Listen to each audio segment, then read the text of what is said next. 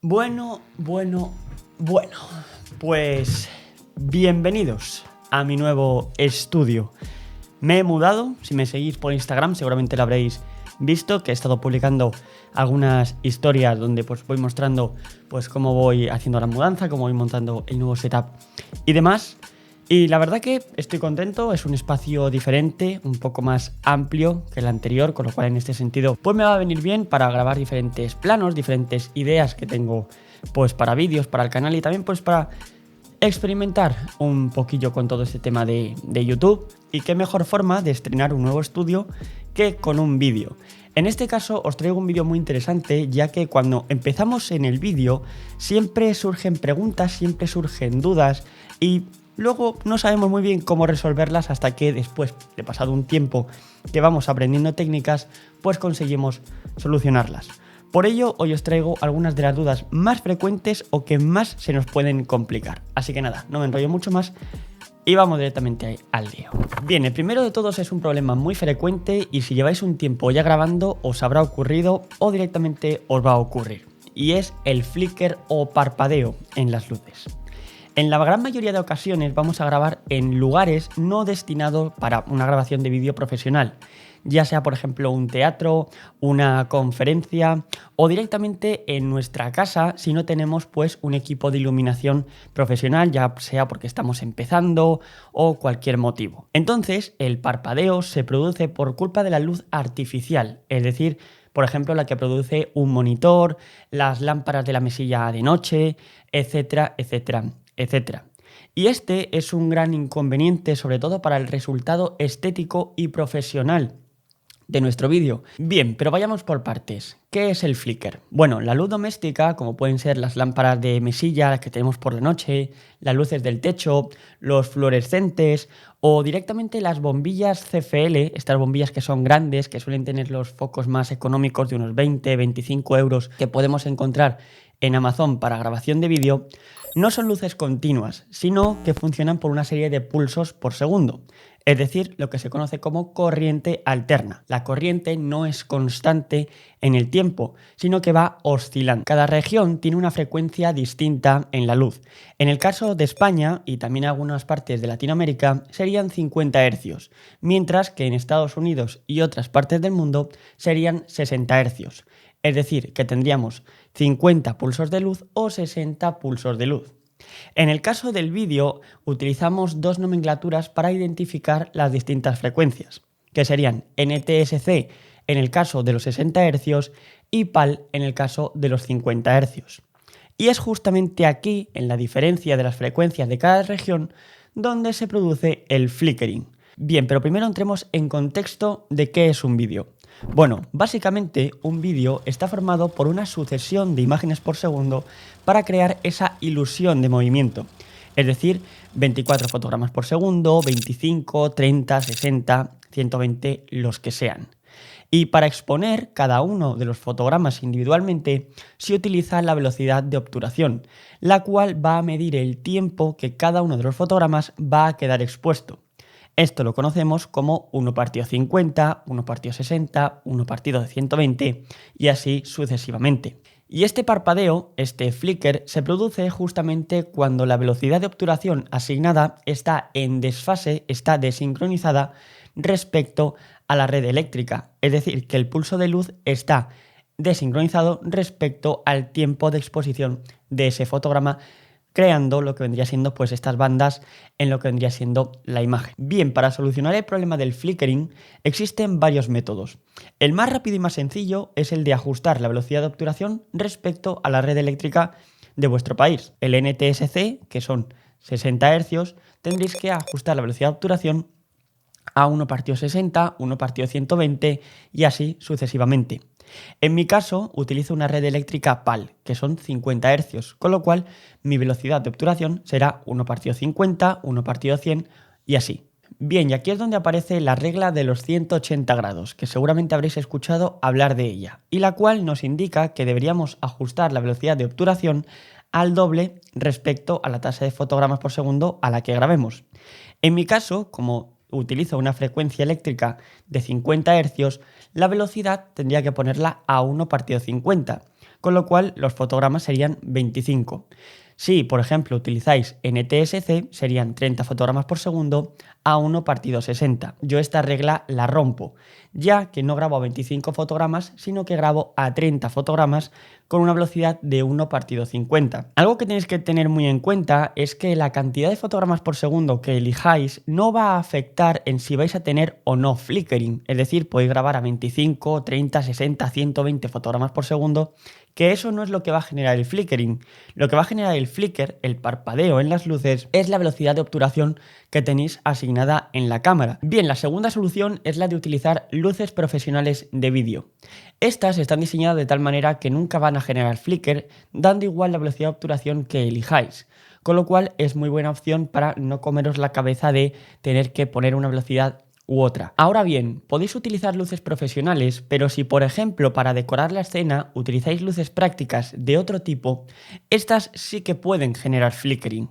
Por ejemplo, en mi caso tengo una lamparita con forma de cámara que queda muy bien estéticamente y decora muchísimo, pero no es una luz profesional, con lo cual esa bombilla sí que me genera este flicker, este parpadeo en la imagen. Con lo cual tengo que utilizar una velocidad de 1 partido 50, en mi caso que vivo en España, para evitar el parpadeo. Y esta última solución no es ni la mejor, ni la que más calidad os va a dar, ni la que yo recomendaría bajo ningún concepto. Pero en caso de emergencia, que tengáis que recuperar un fragmento de vídeo, una conferencia, una entrevista o cualquier cosa así que sea importante que no podéis regrabar otra vez, la solución sería la siguiente. Bien, en vuestro programa de edición, ya sea Premiere Pro, DaVinci o el que utilicéis, lo que vais a hacer es lo siguiente. En mi caso he elegido este fragmento de vídeo que grabé hace un tiempo de una moto, el cual fue en un parking con luz fluorescente y tenía bastante flicker pues la toma. Entonces lo que vamos a hacer es duplicar este clip, ¿de acuerdo? Y adelantarlo tan solo un fotograma. Como veis aquí está adelantado solo un fotograma. Una vez que lo hemos adelantado, vamos a ir a ajustes y vamos a reducir la opacidad de este clip duplicado al 40% aproximadamente, aunque esto puede ir variando según la toma en un 35, en un 45, ir haciendo pruebas. Y como veis, se ha reducido en bastante medida lo que vendría siendo el parpadeo de la imagen. Bien, el ISO es un parámetro que suele generar confusión y además, si no lo sabemos tratar con delicadeza y no entendemos correctamente el ISO de nuestra cámara, puede destruir toda nuestra imagen. Básicamente, el ISO es el encargado de determinar cómo de sensible será el sensor de la cámara a la luz que le está llegando, de los parámetros de velocidad de obturación y también de la apertura de diafragma. Por ejemplo, si utilizamos un ISO 100, 200 o 400, el sensor será muy poco sensible a la luz, mientras que si usamos ISOs mucho más altos, pues será muchísimo más sensible. Este es el concepto básico del ISO. Ahora bien, aunque el ISO pertenezca al triángulo de exposición, es decir, velocidad de obturación, apertura de diafragma e ISO para determinar la exposición de la imagen que estamos grabando o fotografiando, realmente no es un parámetro de exposición como tal, ya que este no se encarga de medir la cantidad de luz que entra al sensor, sino que lo que hace básicamente es amplificar la cantidad de luz que está llegando al fotosito. Y ahora me diréis, vale, tranquilo, ¿qué es el fotosito y qué me estás diciendo de amplificación? Bueno, para que lo entendáis muy rápido, el fotosito es el encargado de capturar la luz, de recoger la luz y convertirla en una señal eléctrica. Y lo que hace el ISO es amplificar este voltaje que tiene cada fotosito, cada píxel, vamos a llamarlo así para que lo entendáis mucho más sencillo. Entonces, el ISO lo que hace es amplificar esta señal. Con lo cual, si entra cierta cantidad de luz, lo que va a hacer el ISO según vayamos aumentando es aumentar la sensibilidad del sensor y amplifica la cantidad de luz que tiene pues cada píxel individualmente. Bien, toda señal digital tiene un suelo de ruido, es decir, la fotografía, el vídeo, el sonido. Hay un suelo de ruido mínimo. Y cuando aumentamos el ISO, dependiendo de la cámara y su tipo de sensor, se gestionará de una forma u otra. Si tenemos una cámara, por ejemplo, como una Sony FX3, por ejemplo, que gestiona de una forma increíble el ISO, podemos subirlo a niveles los cuales pues nos dé una imagen muy brillante con muy poca luz y prácticamente no tengamos ruido, es decir, no tengamos artefactos en la imagen. Mientras que si tenemos una cámara un poco más económica o que tal vez tiene un sensor más pequeño y su rendimiento en ISOs altos no es tan bueno, pues será cuando veamos píxeles que cambian de color, artefactos como que vemos los píxeles que se mueven y básicamente una imagen horrible y que no vamos a poder utilizar. Pero en el caso de que no tengamos una cámara de ese estilo, en la cual nos dé un rendimiento muy bueno y que no podamos gastarnos ahora mismo 5.000 euros en una cámara de esas, existen soluciones baratas, gratis, las cuales nos van a dar una imagen mucho más limpia, mucho más estética y que vamos a poder utilizar sin problemas. Y esto se debe a lo que vendría siendo sobreexponer la toma, o también conocido como derechear el histograma. Esto es una técnica que consiste en sobreexponer la toma entre 1 y 2 pasos. De esta forma, después en edición vamos a poder bajar esa sobreexposición y lo que va a hacer el suelo de ruido casi desaparecer por completo y tener una imagen limpia, nítida, sin artefactos en la imagen. Y además de que también vamos a tener muchísima mayor cantidad de información en zona de sombras y medios tonos. Aunque en esto tenemos que tener cuidado porque si nos pasamos de sobreexponer, lo que puede ocurrir es que quememos las altas luces y luego no podamos recuperarlas. Bien, hablemos de los trípodes, un tema que no se suele tratar casi nunca y que yo considero una herramienta esencial y vital para cualquier videógrafo o fotógrafo que ya lleve un tiempo, que esté empezando, que quiera empezar a crear contenido para Instagram, para YouTube, lo que sea. Es muy importante. Porque muchísima gente sigue menospreciando el tema del trípode, ya que al fin y al cabo son 3 patas que van a sostener mi cámara. ¿Qué más da? Invierto en uno de 10 euros de Amazon y listo. Bueno, pues tener en cuenta que esas 3 patas son las que va a sostener toda vuestra inversión. Ya sea mucha o poca, eso me da igual. Lo importante es que va a sostener vuestra cámara, vuestro objetivo. Si por ejemplo habéis adquirido un monitor externo o algún accesorio que esté encima de la cámara como un micrófono, etc. Así que os voy a hablar del trípode que me ha enviado SmallRig para poder probar, que es el nuevo SmallRig Free Blazer. Un trípode dedicado para vídeo, así que vamos a verlo. Bien, el SmallRig Free Blazer es un trípode dedicado para vídeo, con lo cual su estructura es bastante grande, bastante voluminosa. Está totalmente construido en aluminio, con lo cual es muy resistente. Además, lo bueno que tiene es que no tiene ningún tipo de holgura ni nada, con lo cual no suena el trípode si lo movemos y además se ancla muy firmemente al suelo. Con lo cual, si viene un poco de aire, si grabamos en exteriores o lo que sea, va a hacer que el trípode no se mueva en lo absoluto. Además, tiene una altura mínima de 87 centímetros y una altura máxima de 1,91, con lo cual son prácticamente 2 metros que vamos a poder subir el trípode. Luego soporta una carga máxima de hasta 8 kilos, con lo cual vamos a poder poner cámaras con un montón de accesorios sin ningún tipo de problema. Hablando de las patas, estas tienen solamente 3 puntos de anclaje. Esto hace que sea súper rápido el desplegarlo y el asegurarlo, y además lo bueno que tienen es que siempre van a quedar los anclajes a una altura de brazo estirado normal, con lo cual no vamos a tener que estar agachándonos constantemente. Luego, para aumentar su firmeza y su rigidez, tiene una cruz que une las 3 patas y de esa forma pues la rigidez total de la estructura es muchísimo mayor, así que en este aspecto da mucha seguridad y mucha tranquilidad a la hora de poner pues un equipo pues bastante costoso encima. El punto más interesante de un trípode de vídeo es su cabezal, ya que este tipo de cabezales de vídeo nos van a permitir hacer movimientos muy fluidos tanto de pan como de tilt. El pan es básicamente el paneo, el mover la cámara a derecha y a izquierda, y el tilt es pues la cámara de arriba a abajo.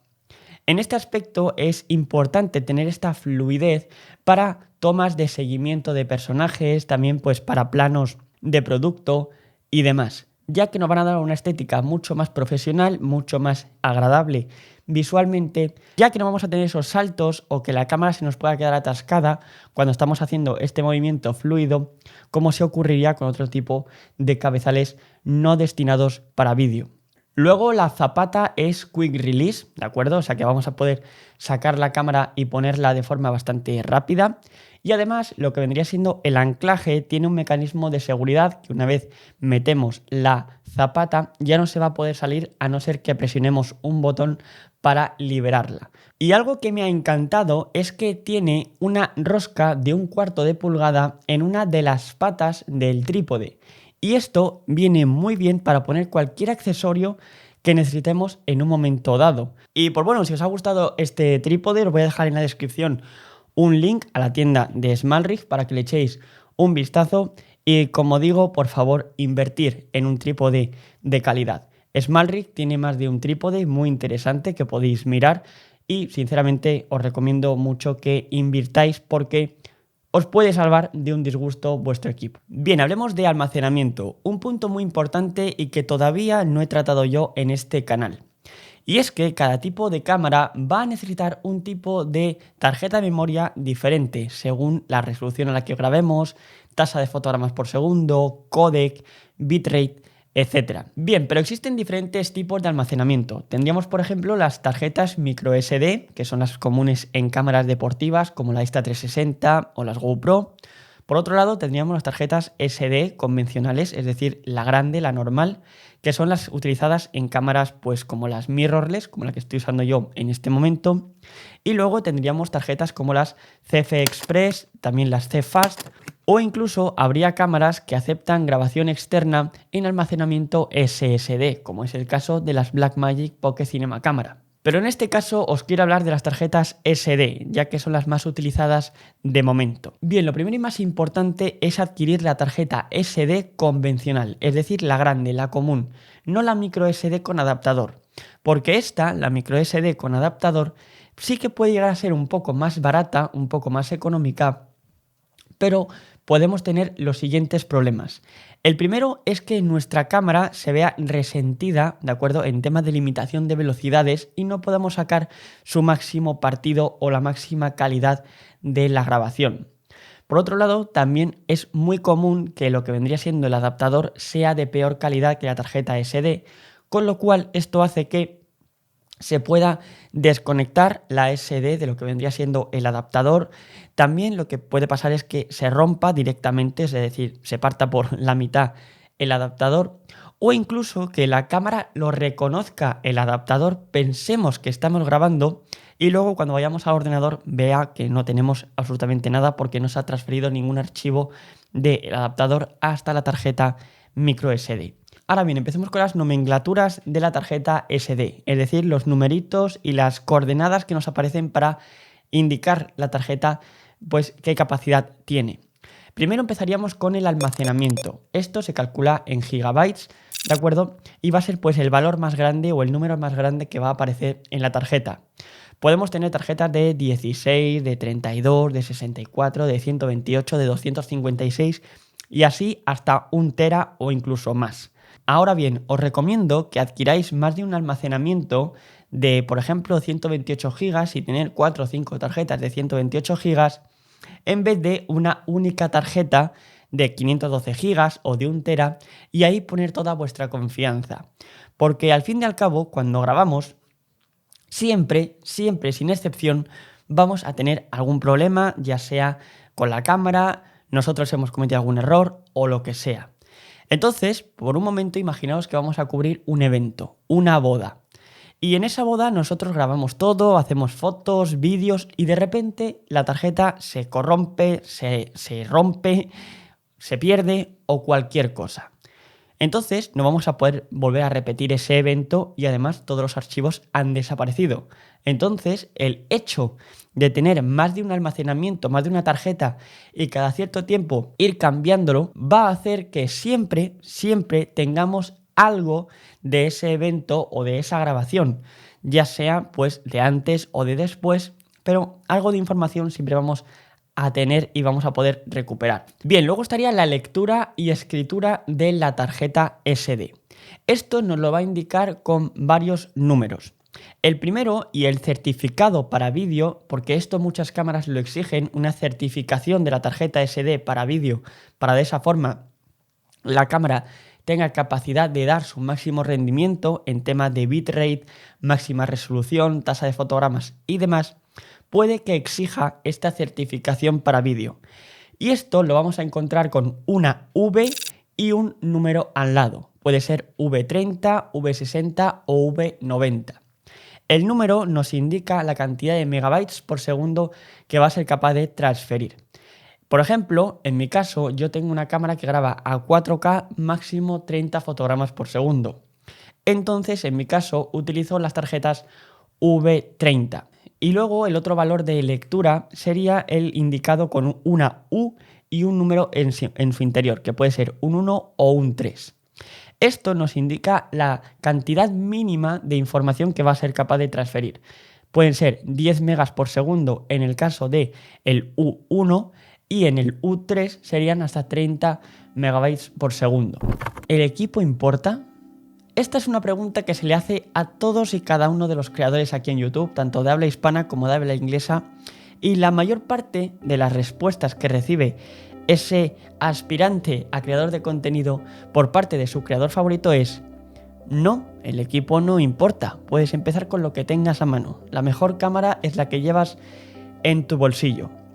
Y yo en ese punto discrepo un poco, y os voy a explicar por qué. Yo empecé en 2015 subiendo gameplays, es decir, partidas a videojuegos, en este caso era Battlefield y Call of Duty, que era lo que jugaba yo con los amigos en ese momento y era pues lo que me gustaba. Entonces yo empecé de forma muy humilde, con un PC muy barato que me exportaba los vídeos en 15 horas y pues para grabarme la cara utilizaba una GoPro Hero 3 White Edition. Bueno, pues esto sería un plano grabado con la GoPro Hero 3, una cámara que tiene ya 11 años. Y pues con eso empecé a aprender a editar, a aprender a grabar, a hablarle a una cámara porque yo no tenía ni idea y pues poco a poco fui desarrollándome como creador. Al tiempo me compré el iPhone 6S, el cual ya grababa en 4K y fue con el que empecé a aprender videografía, con el que empecé a desarrollar mis habilidades como videógrafo y fotógrafo, pero llegó un punto en el que ese smartphone, la mejor cámara que está en tu bolsillo, dejó de responderme y dejó de darme la calidad que yo estaba buscando y la estética en la imagen que yo estaba buscando. Y fue cuando me compré mi queridísima Lumix G7, la cual, si lleváis un tiempo en el canal, la conoceréis ya que he hecho bastantes vídeos sobre ella. Y es aquí donde entra el equipo, la inversión en equipo. Y es que teniendo, por ejemplo, diferentes tipos de luces, nos va a permitir crear diferentes esquemas de iluminación para cada tipo de vídeo que lo requiera. Por ejemplo, iluminar el fondo de un color en específico, nosotros tener un esquema diferente, pues más alegre, más vibrante, o quizás pues más lúgubre, más de tensión para dar mayor dramatismo a la imagen. También lo que vendría siendo el tener la posibilidad de una cámara con ópticas, con objetivos intercambiables, para de esa forma distorsionar la realidad, poniendo por ejemplo un lente teleobjetivo para comprimir la imagen, o quizás un ojo de pez, un gran angular para deformarla y tener un campo de visión mucho más amplio, o quizás asemejar un poco más la visión, el campo de visión a la de un ojo humano utilizando un 50 milímetros. Luego también estaría la estética que cada tipo de objetivo nos va a otorgar, ya que no es lo mismo utilizar una óptica más moderna, que va a ser muy nítida, muy contrastada, que por ejemplo un objetivo de los años 50 o 60 que va a tener defectos en la imagen, va a tener más flares, más distorsión y pues más aberración cromática y nos va a dar esa estética de ese tipo de objetivos. Y luego estaría el tema de la cámara. La cámara sí que importa porque el tamaño de lo que vendría siendo el sensor es física pura. Cuanto más grande sea, mayor cantidad de luz y además una imagen más orgánica, más natural, una estética más real nos va a dar a la imagen. Y además que teniendo un sensor más grande, también vamos a poder desenfocar el fondo de forma natural y no, por ejemplo, como lo hacen los smartphones, por software, cosa que queda fatal después realmente en la realidad, ya que no funciona para nada bien una imagen por software, sino que todo lo que se puede hacer de forma física en la cámara es mucho mejor. Obviamente que la imagen computacional, ¿de acuerdo? Es decir, toda la inteligencia artificial que están metiendo en los smartphones más modernos es increíble y nos da una calidad suficientemente buena como para hacer depende de qué contenido. Pero a la hora de la verdad, cuando queremos dar una estética más profesional, más seria a lo que vendría siendo nuestra imagen y queremos conseguir una estética en particular, siempre va a ser mejor una cámara. Y por lo que digo, no porque sea hater de los smartphones o de la tecnología, al contrario, a mí me encanta la tecnología, sino que es física. No va a ser lo mismo nunca un sensor de un smartphone que el de una cámara. Al igual que no va a ser lo mismo nunca un objetivo de un smartphone o un recorte digital para hacer zoom que un teleobjetivo, pues que realmente es una óptica diseñada para fotografía de larga distancia o vídeo. Entonces, con todo esto, ¿qué quiero decir? Bueno, lo principal es que invirtáis en equipo. Si podéis compraros una cámara, hacerlo. Si realmente os apasiona el crear contenido, el experimentar con todo esto, hacerlo. Porque si os limitáis a pensar que con el smartphone lo vais a poder hacer todo, lo que estáis haciendo es limitaros mental y creativamente, ya que cuando probéis una cámara, que fue lo que me pasó a mí, cuando probé por primera vez una cámara y empecé a trastear con ella, con el enfoque, a aprender a enfocar manualmente y a utilizar todos sus parámetros, fue cuando dije, ahora sí que puedo realmente crear contenido que yo quiero crear. Sí que es verdad que no es fácil, lleva un tiempo, obviamente, no se aprende de la noche a la mañana a utilizar una cámara, pero realmente el rendimiento que vais a poder sacar respecto a un smartphone es increíble. Dicho esto, espero que os haya gustado este vídeo. Si es así, me podéis dejar un buen like, que se agradece muchísimo. También os podéis suscribir y activar la campanita para que os lleguen todas las notificaciones cuando suba vídeo. Y por supuesto me podéis seguir en mi Instagram, que lo tenéis justamente en la descripción, y por ahí comunico pues todo lo que vaya pasando en el canal, cuando subo vídeo, cuando hago directo, etc. Así que dicho esto, nos vemos en el próximo vídeo. Chao, chavales.